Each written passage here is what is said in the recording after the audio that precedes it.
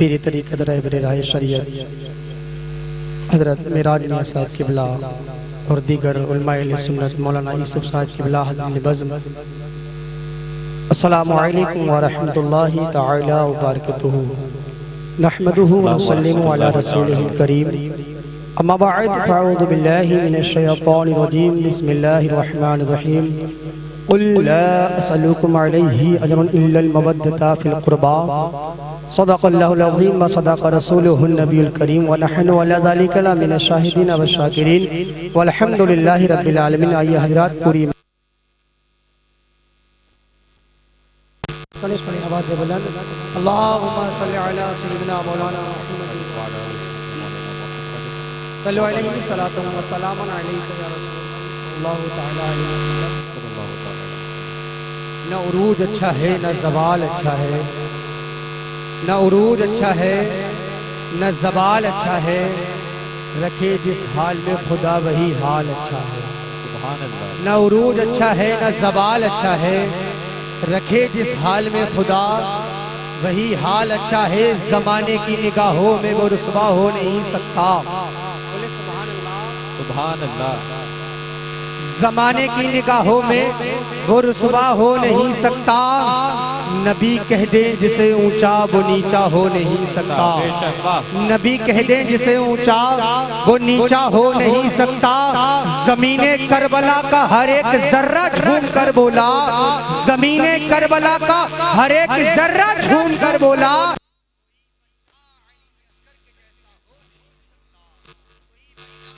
असगर के जैसा हो नहीं सकता। जिन सादात को आप लोग देख रहे हैं, जो आपकी भगौरी में जलवा अफरोज हैं, ये कोई आम सादात नहीं, ये उसी सादात के घराने के लोग हैं। ये मेरे नबी के घराने के लोग हैं और आप जानते हैं ये लोग कौन हैं। मेरे अजीज नबी सल्लल्लाहु तआला अलैहि वसल्लम ने दीन की तबलीग जिस तरह की है, उस तरह हम आप कभी एक जर्रे बराबर से लेके जर्रे से लेके जर्रे से लेके जर्रे से लेके उस जर्रे के भी अगर 1000 टुकड़े करे जाएं तब भी एक टुकड़े के बराबर भी कुछ नहीं कर पाएंगे।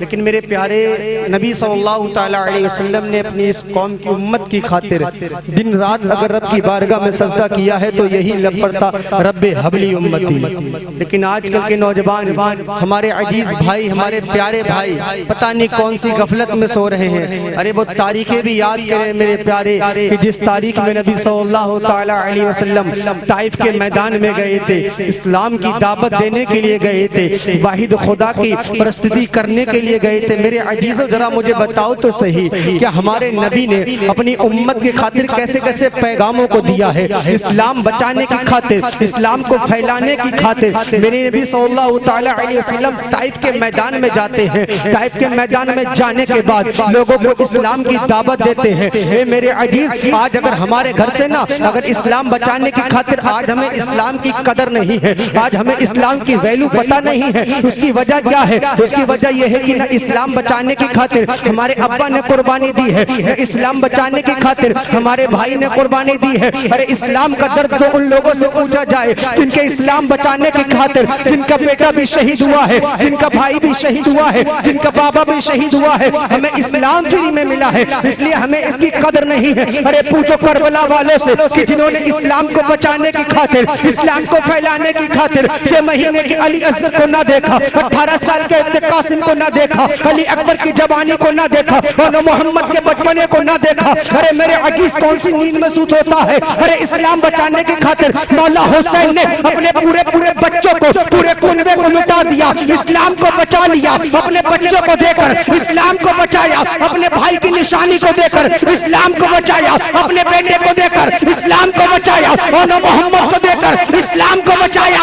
और ये कैसे दे दिया उम्मते मोहम्मदिया पर। ए लोगों, अगर इस्लाम बचाने की खातिर माल देना पड़े तो दे देना, औलाद देना पड़े तो दे देना, बेटा देना पड़े तो दे देना, भाई देना पड़े तो दे देना, क्योंकि इस हुसैन ने मैदाने करबला में भाई देकर इस्लाम बचाया है, बेटा देकर इस्लाम बचाया है।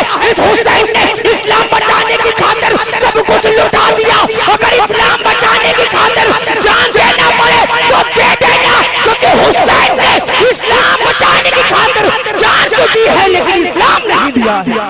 अल्लाह सुभान अल्लाह। नारे तकबीर, नारे रिसालत, नारे रिसालत, नारे गौस, उर्से कायदे मिल्लत, दम मदार, दम मदार, फैजाने औलिया इकराम। मेरे भाई इस्लाम की कदर करें यार। काश हमारे घर से भी कोई एक शहीद हुआ होता ना तो हमें इसका दर्द होता। हम पैसा मेहनत से कमा कर लाते हैं ना, इसलिए पैसे को हिसाब से खर्च करते हैं, हमें दर्द होता है। यही अगर मेहनत इस्लाम बचाने की खातिर की होती ना तो आज ये कुर्सियां खाली नजर नहीं आती। ये उर्से कायदे मिल्लत है मेरे भाई, ये अहले सैयद है, ये वो सैयद है कि खुद कुरान में खुदा फरमाता है कि महबूब अपने इन सहाबा से कह दो। कौन सी तबलीग कि जब नबी सल्लल्लाहु तआला अलैहि वसल्लम ताइफ के मैदान में गए, लोगों ने नबी को जख्मी कर दिया। मेरे भाई सोचो तो जरा, वो नूर वाला जिस्म, वो दुहा वाला चेहरा, वो लैल वाले जुल्फे, मेरी आका सल्लल्लाहु तआला अलैहि वसल्लम को जख्मी कर दिया इस्लाम फैलाने जब गए थे ताइफ के मैदान में। मेरे प्यारे तो साहबा ने कहा हुजूर हम आपकी तबलीग पर कुछ देना चाहते हैं। तो खुदा ने कहा महबूब इनसे कह दो कुल ला असअलुकुम अलैहि अजरन, मैं तुमसे कुछ तलब नहीं करता, जो मैंने किया है मैं तुमसे कुछ तलब नहीं करता मगर अहले बैत की मोहब्बत। सुभान अल्लाह। इन लोगों का दामन थाम लो। पता क्या चला, खुदा भी ये कह रहा है कि ए लोगों अगर तुम्हें कामयाब होना है, ए लोगों अगर तुम्हें फलाह पानी है, ए लोगों अगर तुम्हें नबी का शुक्रिया अदा करना है, अगर तुम्हें नबी के खुदा का शुक्रिया अदा करना है, क्योंकि जब बंदा नबी का शुक्र अदा करता है तो खुदा का भी शुक्र अदा करता है। तो रब ने कह दिया कुल ला असअलुकुम अलैहि अजरन, ए लोगों अगर तुम्हें कुछ देना ही है तो मेरे नबी की आल से मोहब्बत कर लो। सुभान अल्लाह, सुभान अल्लाह। बेशक इन लोगों से मोहब्बत करने का हुक्म तो खुदा दे रहा है, कोई आम लोग नहीं दे रहे। मैं नहीं दे रहा हजरत, इमाम साहब नहीं दे रहे, मौलाना साहब नहीं दे रहे, बल्कि खुदा हुक्म दे रहा है। ए मेरे प्यारे, क्योंकि ये लोग वो हैं कि जब मैदान कयामत होगा तो यकीन करना अगर इनसे मोहब्बत की होगी ना तो ये अपने नाना से कहेंगे ये हमारे नाना, हमने इससे मोहब्बत की है। ए मेरे सरकार, हमने इससे प्यार किया है, इसने हमसे प्यार किया है। ए मेरे आका, मैं चाहता हूँ इसे भी जन्नत में ले जाऊं। तो मोमिनो ये नबी के घर वाले हैं यार, ये तो इनकी बात तो इनके नाना मान ही लेंगे ना। सुभान अल्लाह, सुभान अल्लाह। वैसे मोहब्बत करो भगौरी वालों, मेरी नजर में तुम किस्मत के बादशाह हो, क्योंकि तुम हर रात दिन 365 दिन इन लोगों की जियारत करते हो यार। इन लोगों को चेहरे को देखो तो खुदा याद आ जाए। और सरकार मुन्ने मियां की सादगी, अल्हम्दुलिल्लाह क्या सादगी है यार। अगर बहुत से कुछ लोग होते हैं ना कि दूसरे टाइप के लोग होते हैं ना, अगर उन्हें थोड़ा सा भी उरूज मिल जाए तो अपने आप को घमंड महसूस करने लगते हैं, तकब्बुर में रहने लगते हैं। थोड़ा सा उरूज क्या मिला, बाहर निकलने चल दिए। लेकिन कुछ समय, कुछ वक्त पहले मेरी मुन्ने मियां से मुलाकात हुई थी, सिर्फ मैंने नाम को सुना था, लेकिन अल्हम्दुलिल्लाह तकरीबन 1.5 घंटा बैठ के हम लोगों की गुफ्तगू चली तो पता चला कि यार फकीर किसे कहते हैं। पता चला यार नबी का घराना, नबी का घराना है, क्योंकि तेरी नस्ल पाक में है बच्चा बच्चा नूर का। अरे तू है आईने नूर, तेरा सब घराना नूर का। यार ये लोग नूर है, इनका तो बच्चा बच्चा नूर है। और अगर इन नूर वाली निगाहें पड़ गई तो कसम रब्बे काबा की, यहाँ भी बेड़ा पार है, कब्र में भी बेड़ा पार है, और हश्र में भी बेड़ा पार है। सुभान अल्लाह, सुभान अल्लाह। बेशक निगाह पड़ गई तो मेरे भाई तुम्हारा जमाने में तो भला ही है, कब्र में भी भला है, हश्र में भी भला है, क्योंकि ये कोई और नहीं बल्कि मदारे पाक से निस्बत रखने वाले लोग हैं। ये कोई और नहीं, ऐसे मदारे पाक की हर इंसान जानता है कि पूरी दुनिया में शोहरा मदारे पाक का है, चर्चा मदारे पाक का है। मेरे प्यारो, ये तमाम कबीला एक ही है, चाहे वो गौसुल वरा हो, चाहे वो मदारे पाक हो, सबके दादा एक ही हैं, सबके नाना एक ही हैं। तो मेरे प्यारे, इन लोगों का दामन पकड़ लो कसम रब्बे काबा की, यहाँ भी कामयाब रहोगे, कब्र में भी कामयाब रहोगे, और हश्र में भी कामयाब रहोगे। अभी जैसे कि हजरत ने बताया कि सरकार गौसे आजम का महीना रुखसत हुआ और मदारे पाक का महीना मिल गया। पता क्या चला कि हजरत का उर्स 11वीं में शुरू हुआ और 17वीं में खत्म हो रहा। सुभान अल्लाह। बेशक 11वीं शरीफ की 30 तारीख में शुरू हुआ और जमातुल ऊला की 1 तारीख को शुरू हो रहा। दोनों तारीखें मिल गई, गौसे आजम भी मिल गए और मदारे पाक भी मिल गए। मेरे भाई आप जानते हैं सरकार सरकार गौसे आजम रज़ी अल्लाह ताला अन्हु की छोटी सी करामत है तो बहुत लंबी आपके मैं आपको कुछ सुनाना चाहता हूँ कि आपने बहुत सारी हज़रत करामतें सुनी होंगी। बहुत मुख्तसर वक्त में अपनी बात को खत्म करता हूँ। उम्मीद करता हूँ कि ये करामत कुछ आपको नहीं लगेगी, क्योंकि इसको लिखने वाले तजल्लियात गौसे आजम किताब का नाम है। लिखने वाले हुजूर सरकार मुजाहिद मिल्लत खलीफा ने इस बात को नकल किया है। वो बात क्या है, बहुत छोटे से बात में आपको चलता चलूं, क्योंकि दो पैगाम मुझे देने हैं। वो पैगाम में आप लोग समाज फरमाए। मचल के बोल दें या रसूल अल्लाह, थोड़े मेहनत बोल दें या रसूल अल्लाह, नारे हैदरी, तो बोल दें अली के नाम पर नारे हैदरी। थोड़ा बोल के सुने मेरे अजीजों, सरकार गौसे आजम रज़ी अल्लाह तआला अन्हु जब दीन की तबलीग करने बाहर गए तो आपकी ज़ाहिरी तबीयत अलील हुई। तवज्जो करना, गौसे आजम की तबलीग का माजरा बता रहा हूँ मैं। तबीयत अलील हुई। अलील होने के बाद लोगों ने कहा सरकार अगर आप इजाजत दे तो एक यहाँ पर पड़ोस में एक हकीम है, बहुत नामवर है, बहुत बड़ा हकीम है, उसका पूरे इराक में उसका शोरा है, पूरे इराक में उससे बड़ा कोई हकीम नहीं है। सरकार ने कहा कौन है वो हकीम? कहा हुजूर वो हकीम यहूदी है। वो गौसे आजम फरमाते वो क्या मेरा इलाज करेगा, मैं खुद इसका इलाज कर दूंगा। सुभान अल्लाह, सुभान अल्लाह। फरमाते हैं कि वो मेरा क्या इलाज करेगा, मैं खुद उसका इलाज कर दूंगा।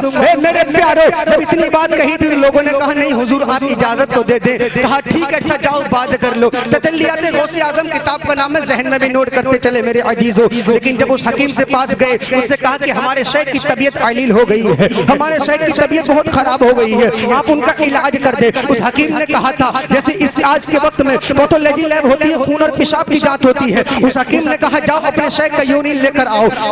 मुरीदीन आए और हुजूर गौसे आजम की बारगाह में आए, और आने के बाद हुजूर का पेशाब सर यानी कि यूरिन लिया और जाके हकीम को दिया। तो तजल्लियात गौसे आजम का एक एक सफा गवाह है अल्हम्दुलिल्लाह। जैसे इस हकीम ने अपनी मशीन को लगाया, चेक करना चाहा, अपने फंदे को लगाया, अपने फार्मूले को लगाया, और जब चेक करना चाहा तो कुर्सी पर से खड़ा हो गया और कहने लगा अरे इधर आओ, ये पेशाब किसका है? तो मुरीदों ने कहा था ये हमारे शेख का है। कहा उसका नाम तो बताओ। कहा उसका नाम अब्दुल कादिर जिलानी है, वो आखिरी नबी कब नवासा है। कहा इधर तो आओ, आज तक मेरी आंखों ने इतना चमकीला यूरिन नहीं देखा है। अरे जिसके पेशाब में इतनी चमक है तो उसके चेहरे में कितनी चमक होगी जब उनके कटा भर देते हैं। शहाने ज़माना की झोली मोहताज नबी आलम है तो मुख्तार का आलम क्या होगा। वाह सुभान अल्लाह, सुभान अल्लाह। बेशक गौसे आजम को देखा नहीं है, उसने वही कलमा पढ़ लिया, बोले सुभान अल्लाह, सुभान अल्लाह। जब उसने कलमा पढ़ा, बहुत लंबी बात है, छोटे में समझा रहा हूँ, अपनी बात को खत्म कर रहा हूँ। उसने कलमा पढ़ा, जब लोगों ने सुना इतना बड़ा हकीम मुसलमान हो गया, नबी पर कलमा पढ़ लिया, तो उसके नाम से गौसे आजम को बगैर देखे 400 लोगों ने कलमा पढ़ा। बोले सुभान अल्लाह, सुभान अल्लाह। कितने लोगों ने? 400 लोगों ने कलमा पढ़ लिया। अब उनमें से एक कलमा जिन्हें पढ़ा था उनका नाम था नजमुद्दीन। अच्छा बैतुल मुक़द्दस किसे किसे याद है? मस्जिद अक्सा किसे कैसे याद है? हाथ ऊपर कर दे। सभी को याद है, सभी को याद है ना? मेरे भाई हमेशा याद भी रखना, क्योंकि वो हमारा पहला क़िबला है। अब मेरी बात आपके दोनों बातें समझ में आ जाएंगी। उनका नाम था नजमुद्दीन। नजमुद्दीन ईमान लिया, ईमान के बाद उनकी शादी, एक बच्चा उनके घर पैदा हुआ। जब वो बच्चा पैदा हुआ गौसे आज़म की बारगाह में लाया गया। तवज्जो करना, गौसे आज़म की बारगाह में लाया गया, कहा हुजूर मेरा ये बच्चा, इसके लिए दुआ कर दे। तो गौसे आज़म ने उसे इस तरीके से पढ़ा कि आपका सीधा हाथ उसकी गर्दन पर था, करीब किया इस तरीके से, कहा नजमुद्दीन तेरा ये बच्चा बहुत बड़ा बादशाह बनेगा। तो तारीख ने देखा वो कोई और नहीं बच्चा, वो बच्चा कौन बना? फातिह बैतुल मुक़द्दस हज़रत सलाहुद्दीन अय्यूबी बना। अब तो बोले सुभान अल्लाह, सुभान अल्लाह। वो बच्चा कौन बना?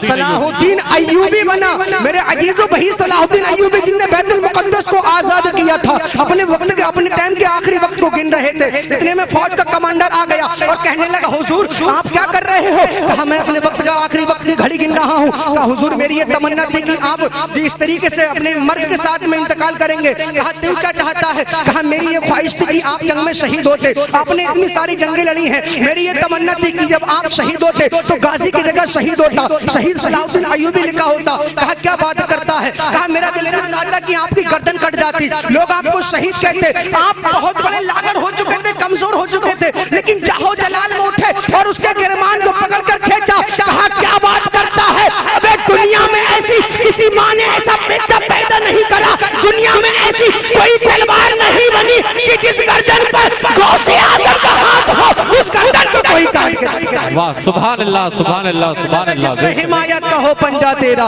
शेर को खतरे में लाता नहीं कुत्ता तेरा। मेरे भाइयों, ये उन्हीं के खानदान के लोग हैं। इनकी जियारत करो, कसम खुदा की इनका दामन पकड़ लेना। मैदान महशर में इनकी मोहब्बत ही तुम्हारे बख्शिश के काम आ जाएगी। तुम्हारे दामन में कुछ ना हो, बस कहना या अल्लाह हमारे दामन में कुछ ना सही था, लेकिन तेरे महबूब की औलाद से मोहब्बत किया करते, तेरे महबूब की औलाद से मोहब्बत क्या करते थे। अगर इन लोगों से सच्ची मोहब्बत कर ली ना, तो यहाँ भी बेड़ा पार है, कब्र में भी बेड़ा पार और हश्र में भी बेड़ा पार है। अल्लाह की बारगाह में दुआ है मौला हम सबको हक समझने के, हक पर चलने की तौफीक अता फरमाए। बिलखुसूस इन अहले सादात के सदके में हम सबकी जायज़ तमन्नों को अपनी बारगाह में कबूल फरमाए अल्लाह करीम, और हमारे हुजूर सरकार मुन्ने मियाँ को और उम्र तवील अता फरमाए, हमारे सिराज मियाँ को उम्र तवील अता फरमाए। मौला हम सबको इन लोगों के अहले सादात के सदके में मदीना की हाज़िरी नसीब फरमाए। वमा अलैना इल्लल बलाग। अस्सलामु अलैकुम।